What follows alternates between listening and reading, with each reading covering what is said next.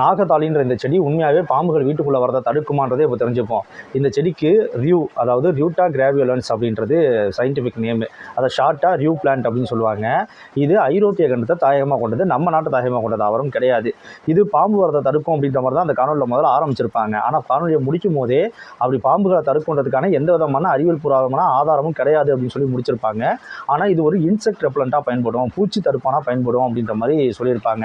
சரி, அது என்னன்றதை முதல்ல பார்த்துருவோம். அவங்க சொல்கிற மாதிரியே அதில் ருஷ்டி அப்படின்ற மாதிரியான சில கெமிக்கல்ஸ்லாம் இருக்க தான் செய்யுது. ஆனால் எந்த ஒரு தாவரமுமே ஒரு பர்ஃபெக்டான பூச்சி விரட்டியாக இருக்குமா அப்படின்னு கேட்டால் கண்டிப்பாக அப்படி கிடையாது. அதுவும் குறிப்பாக அது வளர்கிற ஸ்டேஜில் நிலத்தோட அட்டாச் ஆகி அது வளர்ந்துக்கிட்டு இருக்கும்போது அது பூச்சியை விரட்டுமா அப்படின்னா எல்லா பூச்சிகளையும் அப்படி விரட்டுன்றதுக்கான எந்த வித ஆதாரமும் எந்த தாவரத்துக்குமே கிடையாது. இப்போ இந்த தாவரத்துக்கு எடுத்துட்டோம்னா இதுலேருந்து ஒரு சில ஆயிலை எக்ஸ்ட்ராக்ட் பண்ணி எடுக்கிறாங்க. அந்த எண்ணெய் பூச்சி வரட்டையாக பயன்படுது. அதுலேருந்து எடுக்கப்படுற சில கெமிக்கல்ஸ் பூச்சி வரட்டையாக பயன்படுது. இது எல்லா செடிகளுக்குமே பொருந்தும். இப்போ உதாரணமாக இன்செக்ட் ரெப்பலண்ட்டுக்கு ஒரு பெஸ்ட் செடி ஒன்று சொல்லணும்னு பார்த்தா நம்ம ஊர்லேயே இருக்கிற லெமன் கிராஸ் அப்படின்ட்டு ஒரு செடி இருக்குது. எலுமிச்சை புல்னு சொல்லுவோம். இப்போ கொசுவத்திகளில் கூட இன்செக்ட் ரெப்பலண்ட்டாக அந்த இதை பயன்படுத்துகிறாங்க, லெமன் கிராஸை பயன்படுத்தப்படுறதாக சொல்கிறாங்க.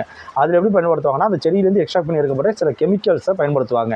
இதோட அந்த ஸ்மெல்லு ரொம்ப கடுமையான ஒரு ஸ்மெல் இருக்கும் அப்படின்றனால சில பூச்சிகளை இது விரட்டா செய்யுது. ஆனால் இப்போ நம்ம வீட்லையுமே லெமன் கிராஸ் செடி இருக்குது. ஆனால் அது மேலேயே நிறைய பூச்சிகள் உட்காந்துருக்கிறத பார்க்க முடியும். அப்படின்னா இது வளரும் போதே அது அவ்வளவு கடுமையான துர்நாற்றத்தை வெளியேற்றாது, அதனால பூச்சிகளை விரட்ட போகிறது இல்லை. இப்போ அவங்க சொல்கிற இந்த நாகத்தாளின்ற ரியூன்ற தாவரத்தை எடுத்துக்கிட்டோம்னா கூட இது ஐரோப்பா கண்டத்தை யூரோப்பை தாயமாக கொண்டது இல்லையா. அங்கே பேப்பிலியோ மெக்காவோன் அப்படின்னு சொல்லிட்டு ஒரு பட்டாம்பூச்சி இருக்குது. அந்த பட்டாம்பூச்சி தேடி போயிட்டு இந்த தாவரத்தோட இலையில தான் முட்டையே இடுது. அந்த முட்டையிலேருந்து வெளியில் வர இலரிகள் கேட்டபில்லர்ஸ் அந்த தாவரத்தோட இலையை தான் விரும்பி சாப்பிட்டே வளருது. அப்படின்னா எந்த ஒரு தாவரமும் முழுசாக எல்லா பூச்சியும் விரட்டிடாது. இதை நம்ம நல்லா புரிஞ்சுக்கிற மாதிரி நம்ம ஊரில் உள்ள ஒரு உதாரணத்தோட சொல்லணும்னா நம்ம ஊரில் எருக்கஞ்செடி அப்படின்ட்டு ஒன்று இருக்குது. அந்த எருக்கஞ்செடியை கிள்ளினாலே எங்கே கிள்ளினாலும் எங்கே கிள்ளினாலும் பால் வரும்.